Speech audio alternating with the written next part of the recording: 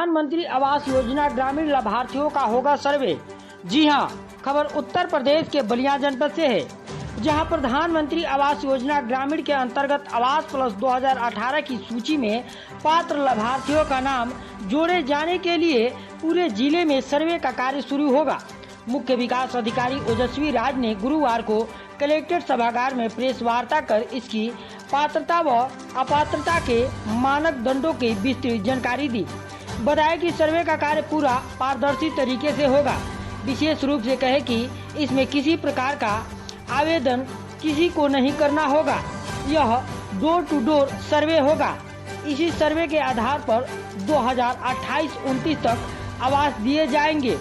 CDO ने बताया कि इस सर्वे का मुख्य उद्देश्य यही है कि हर बेघर को आवासहीन परिवारों के पास पक्का छत हो।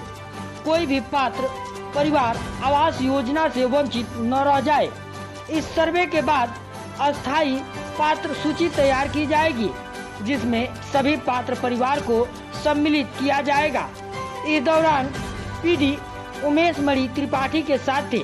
ऐसे परिवार के होंगे पात्र आश्रयहीन परिवार, बेसहारा, भीख मांगकर जीवन यापन करने वाले, हाथ से मैला ढोने वाले, आदिम जनजाति समूह, वैधानिक रूप से मुक्त कराए गए मजदूर। ऐसे परिवार होंगे अपात्र जिसके पास मोटर आयुक्त 3 पहिया या 4 पहिया वाहन होंगे, मशीन 3 पहिया या 4 पहिया कृषि उपकरण होगा, 50,000 या इससे अधिक ऋण सीमा वाले किसान क्रेडिट कार्ड होंगे, सरकार के पास पंजीकृत गैर कृषि उद्यम वाले परिवार, ऐसे परिवार जिनके कोई सदस्य सरकारी नौकरी में है, ऐसे परिवार जिनका कोई सदस्य 15,000 प्रतिमाह कमा रहा हो, आयकर देने वाले परिवार, व्यवसाय करने वाले परिवार, वे परिवार जिनके पास 2-2.5 एकड़ या उससे अधिक सिंचित भूमि हो, वे परिवार जिनके पास 5 एकड़ या इससे अधिक असिंचित भूमि हो। ऐसे परिवारों का यह लाभ नहीं मिल पाएगा। सभी वीडियो के साथ बैठकर दिया गया निर्देश। सीडीओ ओजस्वी राज ने प्रेस वार्ता से पहले सभी खंड विकास अधिकारियों के साथ बैठकर जरूरी दिशा निर्देश दिए।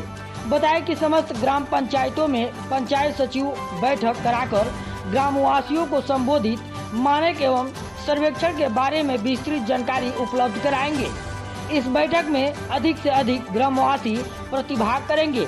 इस बैठक को PMI-G सर्वे 2024 उन्मुखीकरण गोष्ठी के नाम दिया जाएगा। इसकी फोटोग्राफी करना अनिवार्य होगा। खंड विकास अधिकारी प्रत्येक ग्राम पंचायत की बैठक के प्रतिभागिता के लिए स्वयं को या अपने अधीनस्थ सहायक विकास अधिकारी को नियमित करेंगे। बैठक का कार्यक्रम इस तरह से बनाया जाए कि पूरे विकास खंड की बैठक अधिकतम 1 सप्ताह में समाप्त हो जाए। इस विशेष प्रयोजन के लिए प्रत्येक गांव में एक रजिस्टर बनाया जाए, जिसे प्रधानमंत्री आवास योजना ग्रामीण लाभार्थी चयन 2024 रजिस्टर कहा जाएगा। इस चयन से जुड़ी प्रत्येक पहलू की जानकारी इस रजिस्टर में दर्ज की जाएगी। यह सभी निर्देश दिए गए कि खंड विकास अधिकारी खंड विकास मुख्यालय पर सभी ग्राम प्रधान सचिव, क्षेपंच सदस्य व ग्राम पंचायत सदस्यों के साथ बैठकर आवास के सर्वेक्षण एवं नए मानक के संबंध में जानकारी देंगे। पात्रता एवं अपात्रता के मानकों के ग्राम पंचायत में सार्वजनिक स्थान पर वॉल राइटिंग कराई जाएगी, जिससे आम लोग इसके बारे में जान सकेंगे। सर्वेक्षण का कार्य पूर्ण होने तक इस बीच आयोजित होने वाले सभी तहसील एवं थाना दिवस में प्रधानमंत्री आवास योजना ग्रामीण के नए मानकों एवं चयन प्रक्रिया का जानकारी भरपूर दी जाएगी। इसकी व्यवस्था वीडियो स्वयं करेंगे। अब बात रही पात्रों की, तो आश्रय विहीन परिवार, ऐसे परिवार जिनके पास आश्रय नहीं,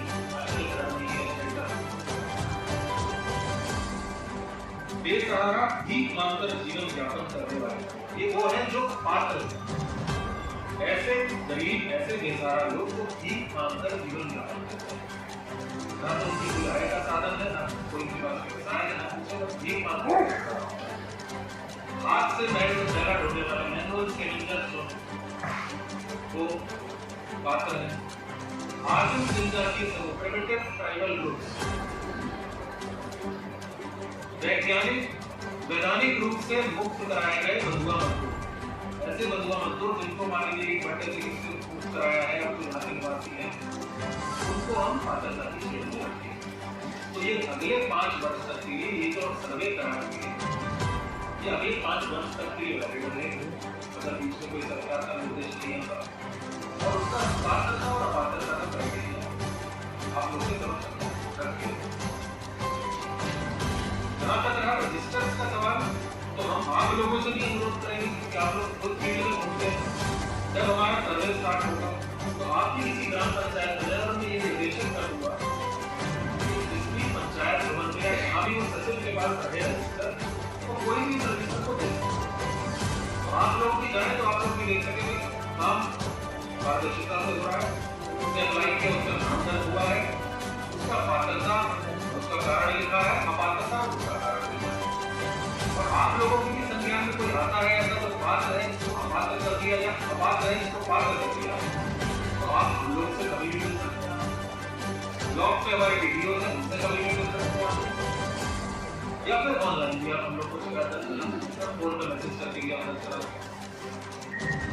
तो अभी दुखे थे आप लोग, आपको हमने इसी उसके लिए ब्रीफिंग के लिए बुलाया था कि इसका जितना भी व्यापक प्रचार प्रसार होगा आप लोग के माध्यम से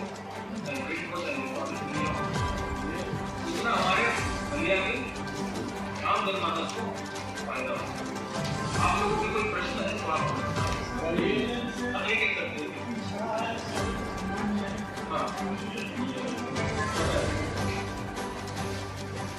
हमें सबका सर्वे करना है, इसमें भी कोई जातीय कैटेगरी नहीं है, चाहे वो अनुसूचित हो, सामान्य हो, पिछड़ा हो, अल्पसंख्यक हो। हमें प्रत्येक पात्र परिवार को तक पहुंचना है, चाहे वो जिस भी श्रेणी का हो, हम उसे आवास की सुविधा देंगे। अभी कोई इसमें लक्ष्य और कोई दूसरी बात नहीं है, कोई लक्ष्य नहीं निर्धारित है। अभी जितने पात्र लोग आएंगे हम सिर्फ उनकी सूची बनाएंगे, उस सूची को पब्लिश करेंगे और उस सूची के आधार पर आने वाले समय में हमें लक्ष्य प्राप्त होगा और जैसे जैसे लक्ष्य हमें मिलेगा प्रायोरिटी के हिसाब से हम वैसे वैसे उस लोगों को आवास की सुविधा देंगे।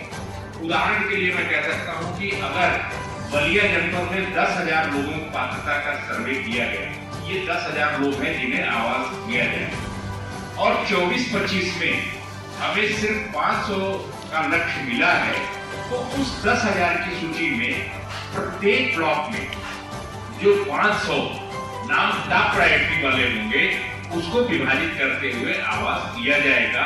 नेक्स्ट जो 9,500 होंगे आने वाले वर्ष में हम उनको आवास की सुविधा देंगे।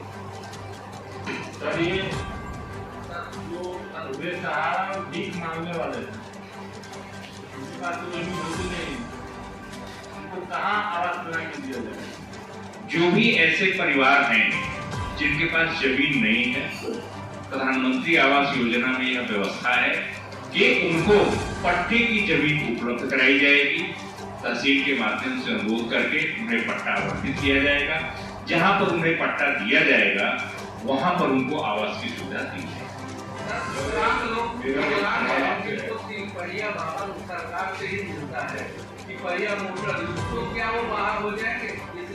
दिव्यांग नहीं इसमें शामिल, वो बाहर नहीं है, वो सम्मिलित है।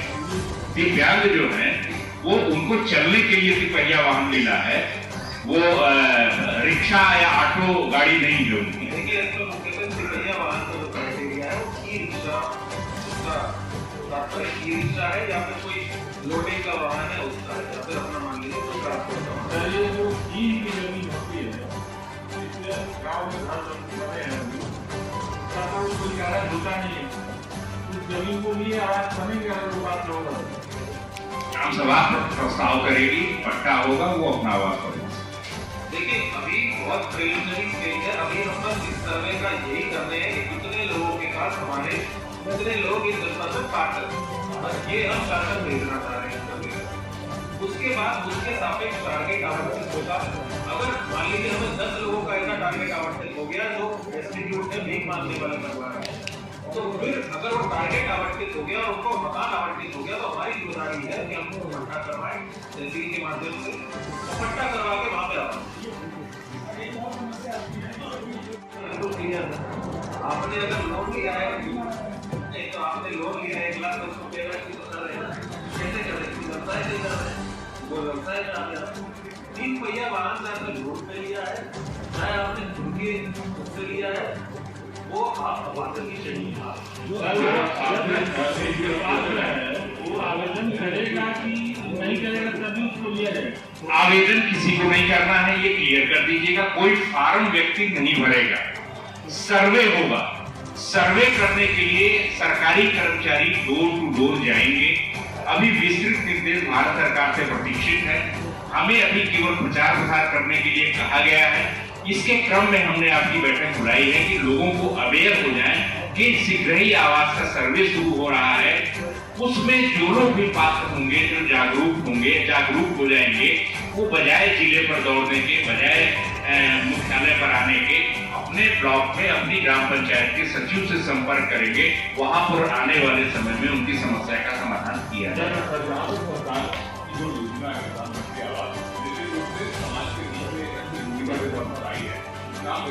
आवास मिला, लेकिन कई बार ऐसा देखा जाता है चरणबद्ध तरीके से बनने वाले प्रधानमंत्री आवास में ऐसे लोग जो गरीबों का शोषण करते हैं वो भी चरणबद्ध तरीके से करते हैं। यानी जिस तरीके से उनके मकान को बनाने के लिए पैसा आता है, कहीं न कहीं शोषण भी उनका उसी स्तर पर होता है। क्योंकि ग्रामीण आवास है, गरीब लोगों के लिए है, तो बट नेचुरल है कि समाज में वो जिसमें तबके में आते हैं वो अपनी बात को खुलकर न अधिकारियों से कह पाते हैं, न किसी और से कह पाते हैं, ताकि गरीबों मैं वही आपसे बता रहा हूँ। हालांकि मुझे बोलना नहीं चाहिए, फिर लोग बैठे हैं, सब लोग साथ में 50 चीजें जाती हैं। इस बार हमने इस जनपद के लिए ये व्यवस्था भी करी है कि इनफॉर्मली शादी विजिलेंस के लोग जहाँ सर्वे चलेगा वहां पर वो सारा फीडबैक डायरेक्टली मेरे पास पहुंचा लेता है। तो कोई भी सोचे भी मत, आप लोग भी अपने माध्यम से मुझे सर्कुलेट डाउन कर दिए मैसेज को, कोई सोचे भी मत ये सब करने का। तो या तो नौकरी में नहीं है या फिर विदेश करवाएंगे।